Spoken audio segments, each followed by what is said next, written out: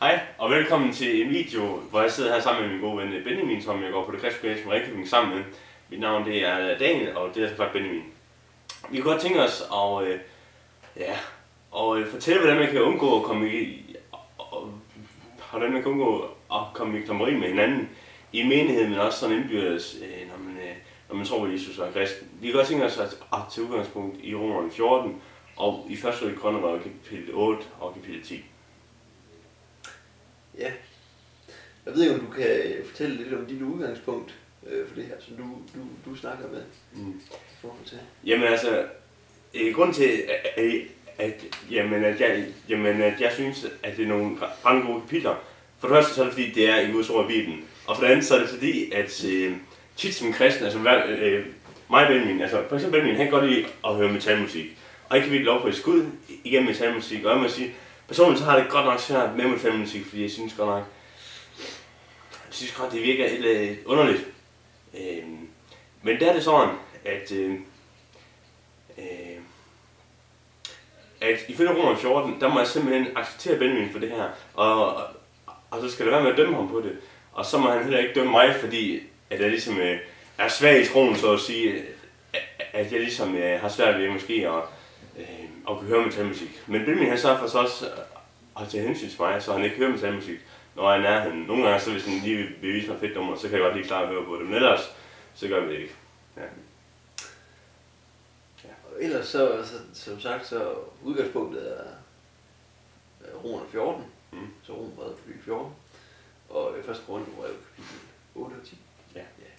Og det har vi læst sammen for inden, og hvis du rigtig vil være med i det her, så kan du jo sætte dig ned og så få læst den her selv.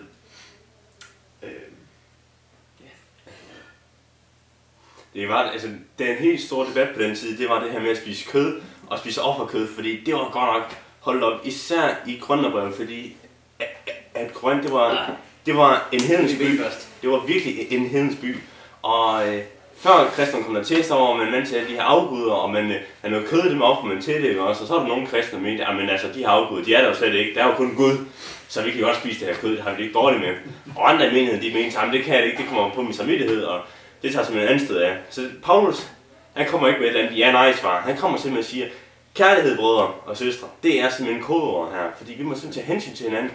At ligesom Kristus, han kom, og han så at sige, trådte lidt ned ad stigen, og blev en af os, ikke også? Altså Kristus, der var Gud, ikke også? Han kom ned, og så blev han menneske, ikke også? Så på samme måde må vi også møde folk der, hvor de er i kærlighed. Ja. Men det synes jeg lige, vi skal bede for det, vi sådan skal snakke om. Ja, lad os det. Ja.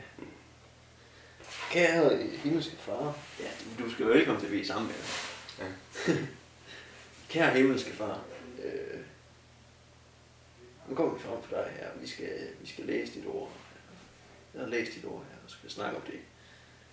Gud, jeg beder dig om, at du må være med i den her video her, du må være med i det arbejde, der ellers bliver gjort her på Jesus siger, følg mig. Ja. Jeg beder om, at din ånd må være med her. Og det vil blive til velsignelse for mig. Amen. Amen. Ja, det er en god måde at starte op. Ja. Ja. Men hvad har du fået sådan, når vi har læst de her tekster, hvad er sådan, der har ramt dig? Så det, der rammer mig allermest, det er selvfølgelig også et meget konkret hverdagseksempel. Det er selvfølgelig det her med, at nu snakker vi omkring det her med, at Korinthermenigheden, at de havde en meget konkret sag, hvor det var noget afgudelsofferkød. Men jeg tror virkelig, at det kan sættes ind i så mange forskellige kontekster. Og det der er så godt ved den her tekst, det synes jeg virkelig er fedt. Ja. Det er også det, at Paulus har tænkt, har tænkt så langt ud for ham til at har tænkt, at menighederne kunne komme i konflikt omkring de her ting, også på længere rettet sigt, ikke også? Og det kan vi slet ikke komme i konflikt med her. Ja. Og så kan vi sætte os ned og læse de her tekster sammen, og så nå til en fælles forståelse af. Det er jo en del af hele det her kæmpe store næstekærlige princip, ikke også? Som er så gennemsyret i, faktisk igennem hele Bibelen. Ja. Så jeg synes, det er så centralt, og jeg synes, det er så kerne. Og jeg tror, hvis man glemmer de her tekster, og ikke får læst, det har jeg oplevet utallige gange. Et utal af gange simpelthen. At man ikke er opmærksom på de her tekster, og ikke virkelig gransker dem, jamen så mister man noget i sin menighed. Yes. Og man er så at sige også mere sårbar for splidelsesfor faktisk. Fordi at hvis mig Benjamin ikke læser et tekster, så gør jeg nok slå på at sige, Benjamin, det du ved med med metalmusik, og Benjamin kunne have også have slået på og sagt, jamen Daniel, hvad er du for en? Altså det er jo kristen det her, det er jo meget nemmere at lov på et skud på. Så det er godt, at vi kan nå til enighed. Og jeg tror også, det står i Petersbrevet, det her med at stå sammen i enheder. Og det her ord, der brugt for enhed, det handler om at kigge det samme sted hen, kigge på Kristus og opmuntre hinanden. Og det er også kodeord for alle de for brevene, Paulus skriver i Bibelen. Nøgleord, det er simpelthen opmuntring. Kig på Kristus og hold ham for øje, så vi alle sammen kan nå hjem i kærlighed simpelthen.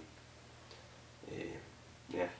Og det var også, altså, det var ikke det eneste problem, der var i grønnemenigheden. Der var faktisk også en masse med utugt og alle mulige andre ting, og de drak sig fuldt op til nadver og alt sådan noget. Men Paulus, altså jeg tror godt Paulus, han satte måske hjemme og revede sig hårdt og sådan noget der, men han prøver virkelig at understrege på hele menigheden, at kodeord, det er kærlighed.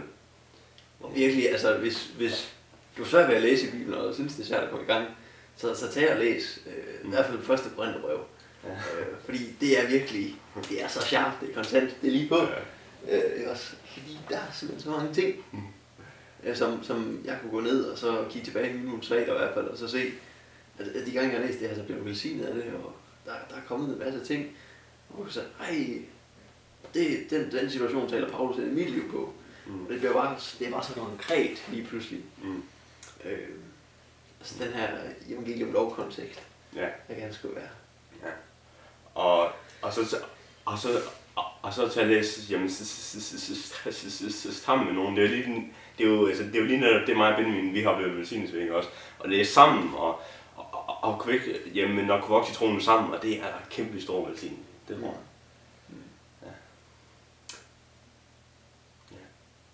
Udover det, så kan man også godt få andre ting ud af det. Enten det her med næste forståelse. For eksempel så nævner Paulus det her med, i hvert fald i Romerbrevet 14, det sidste vers. Jeg kan huske konkret hvilket vers, det er meget tal. Men sådan er det. Og det sidste vers, der siger han, at det der ikke er tro, altså er synd. Alt der ikke er tro er synd. Og det er så vigtigt at få øje. Ja. Og det skulle gerne blive konklusionen på alt det her, når man sidste ende har siddet der.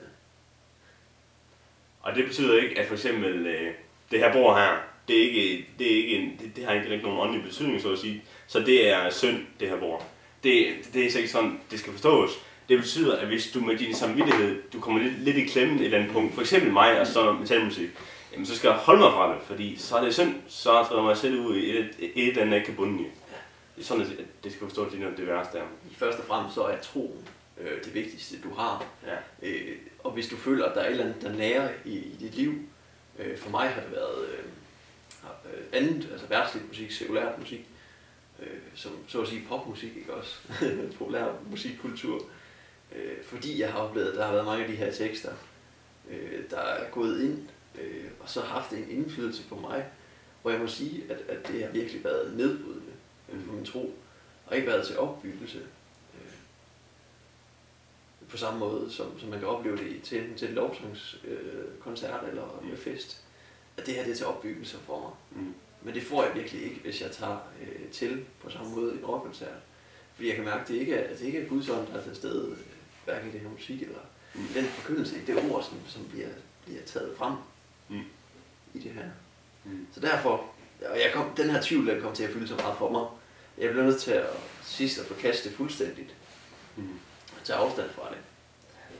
Og hvad er det så, Romerbrevet lærer som det? Altså det er jo, at hvis du, hvis der er noget ligesom,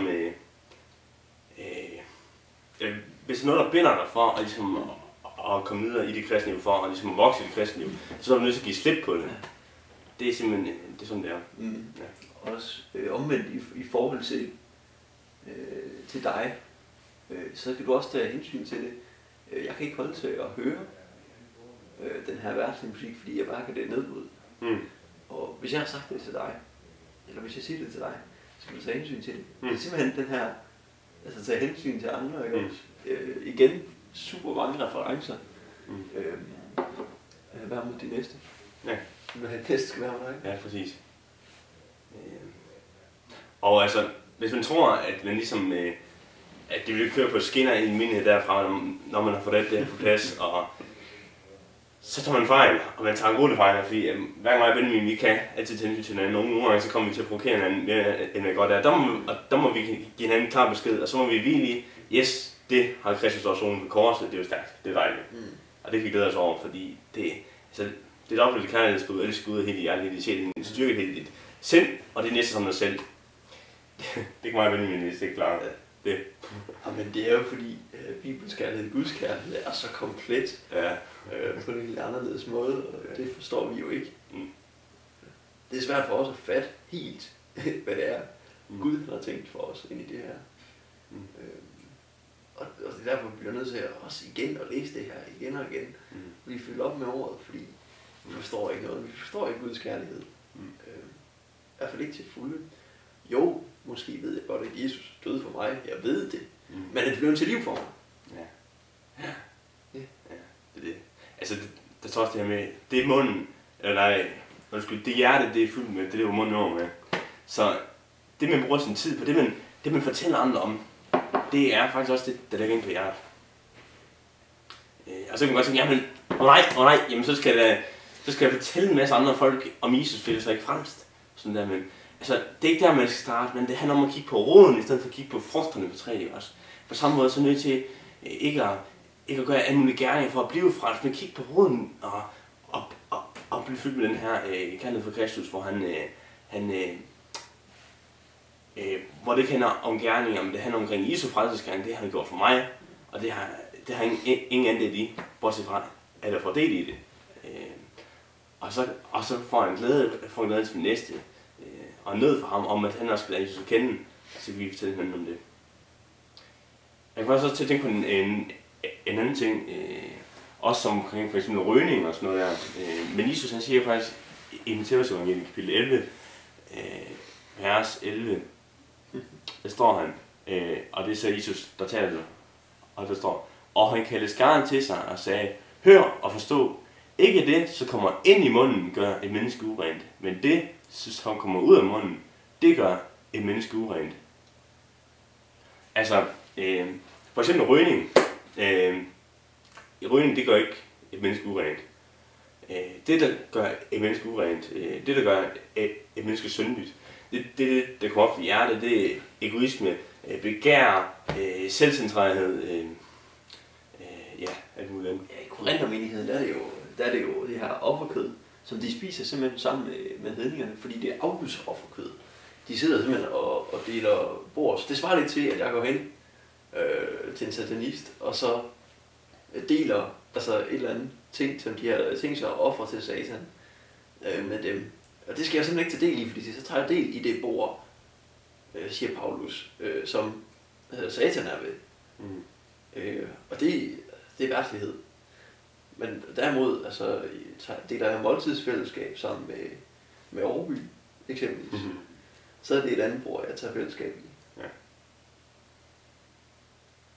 Og det er vigtigt lige at forstå det, tror jeg. Det kan man hurtigt blive forvirret i, hvis man sidder og læser det her. Hvad er det lige, der er hovedet af hele? For øvrigt, så kan vi anbefale, vi har brugt opslag, bibelopslag, bibelværk for menigheden. Ja. Hedder det? Det er den gamle. Det er en gammel sag. Det her det er godt nok ikke en helt opdateret. Dansk bibelværk for menigheden hedder den. Det er en gammel sag, man holder fast. Den er faktisk på en næsten moderne sprog, vil jeg sige. Og den skaber sådan en klarhed over det her. Og en super god reference. I hvert fald. Stor anbefaling til det. Ja. Hvis du kan finde den til 80 kroner ned i genbrug, så hele opslagsværket, så har du faktisk opslag over hele Bibelen med forklaringer til de enkelte vers. Det er super billigt. Det får du ikke hinanden. Det er fantastisk. Super. Ja. Så.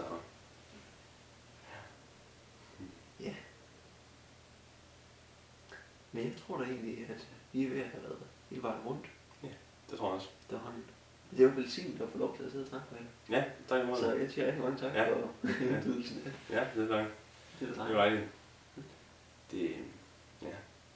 Der står, jeg tror det er salme 133, vers 1, hvor står det der, hvor er det godt og herligt, når brødre sidder sammen, og det er så velsignet. Med at gå op i den i troen. Ja, det skal også søstre, ja. Så det må man holde fast i. Lad os lige bede sammen. Ja, lad os det. Kære far himmel, tak for din omsorg, far. Tak for din kærlighed, far. Tak, at du gav afkald på det, du var.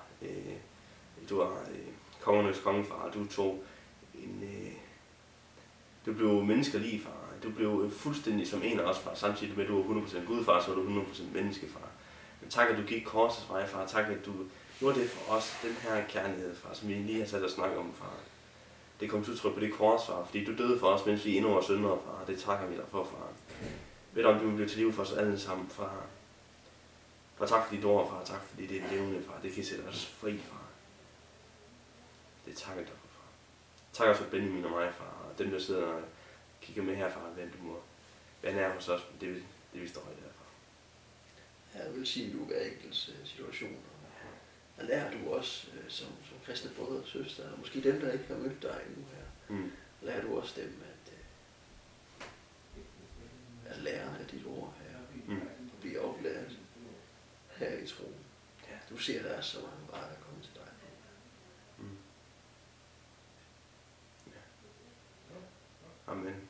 Men Gud, så amen. Ja. Så ja, tak fordi du kiggede med, og Gud velsigne dig. God bless.